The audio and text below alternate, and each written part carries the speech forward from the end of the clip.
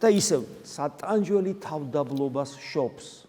არ შეიძლება რომ ისე გავხდე თავდაბალი არ გამოდის. და რატო არ გამოდის? საინტერესოა, ხო? აი, არ შეიძლება რომ მაინდა-მაინც ამ ტკივილებით უნდა დავდაბლდე ესე? პავლე მოციქული მაინდა-მაინც ესე იგი ტკივილები უნდა ქონოდა სულ, რომელიც ტანჯავდა რომ თავდაბალი ყოფილიყო?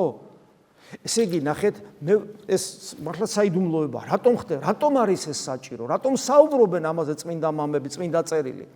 ეთყობა ადამიანი ისეთი დიადი ქმნილება. ღმერთის გარეშე არაფერი არ არის. ამაზე ჩვენ ღმერთის გარეშე არის, რომ მოკვდება 3 კილო ძვალია, ხორცი მიწას შერეული, სული კიდე კატასტროფულ მდგომარეობაშია. ეს ღმერთის გარეშე.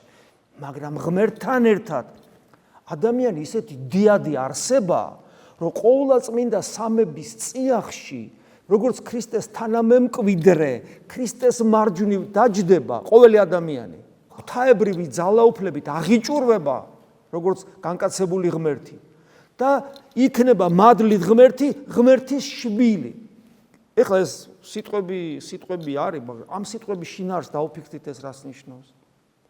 რას ნიშნავს ეს? ანუ ადამიანი ისეთ არსებად შექმნა ღმერთმა, რომ ძალიან დიდია, ძალიან დიდი ადამიანი. მაგრამ ეს სიდიადე კიდევ ერთ თვისებას თუ არ ატარებს, რაც აქვს ღმერთს, დაბალცნობიერება და თავდაბლობა, ეს სიდიადე მას დემონად აქცევს, გესმით? რაც დაემართა ეშმაკს. ანუ ის ისეთი მძლავრია ეს სიდიადე, რომ ყველა არტახებს გლიჯავს. და ღმერთს კი არა ეშმაკს ემსგავსება, იმიტომ რომ ეშმაკი არის აეგეთი. ცეცხლივით ბობოქარი, ურჩი, რევოლუციონერი. უკიდურესად ეგოისტი, უკიდურესად. ხოლო ღმერთი არის თავდაბალი, მოწყალე, სიყვარულით ახსავსე და აქვს მზაობა თავი გაწიროს. და რადგან ბუნებით ღმერთი შეუძლებელია მოკვდეს, ამიტომ ადამიანად მოვიდა და გაწირა თავი ჩვენთვის და მოკვდა.